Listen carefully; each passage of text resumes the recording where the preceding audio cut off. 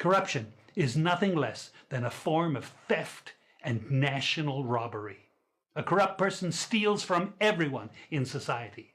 Example in Nigeria, government does not provide funding for businesses. The banks don't give you funding. So whatever you do as business, you must have raised the funds for yourself.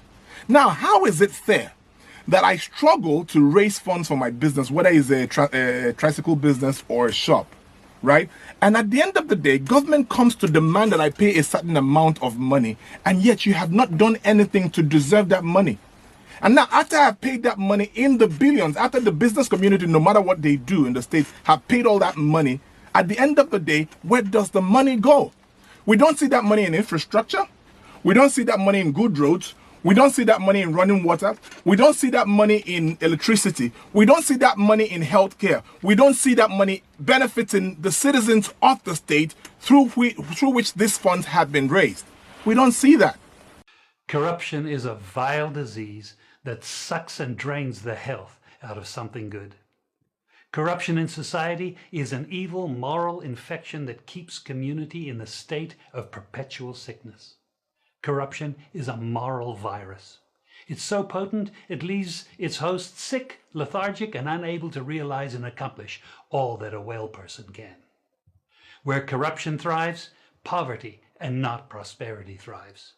Wealth is grabbed into the greedy, grubby hands of those who get fat on the toil and labor of good people. Corruption benefits only temporarily those who participate in it. Everyone else is a victim of the theft, the deceit, the dishonesty, and the lies that corruption feeds on. You need to know that a corrupt person is stealing from you. Corruption is filthy work and despicable acts of treachery done under the table and behind closed doors. Corruption is a disgusting shame. Corruption keeps a nation back from true development and from progress. Wise investors steer clear of a corrupt environment. They would rather put their resources into a place where the playing field of opportunity is equal for all and not bent towards feeding the financial lust of corrupt, lying, cheating, thieving politicians and government officials. How many wonderful development projects have been lost because the investors didn't want to do business in a swamp of evil? When those great projects go to another nation or to some other place, we all lose. Believe me when I tell you that corruption steals from you, it steals from all of us. Corruption plunders the nation's wealth. Corrupt people compromise on truth, equity, and fairness, choosing instead to feed off the short-term benefits of crookedness, exploitation, and financial perversion. Corruption is not just a personal matter, it's a culture.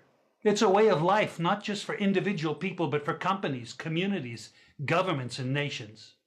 Corrupt nations, hiding behind large companies, will seek to invest in other weak nations in order to take over the assets of the nation that they've invested into.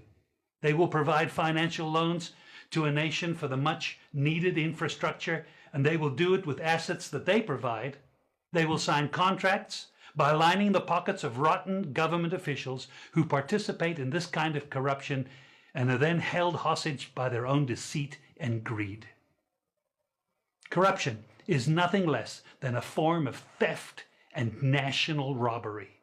A corrupt person steals from everyone in society.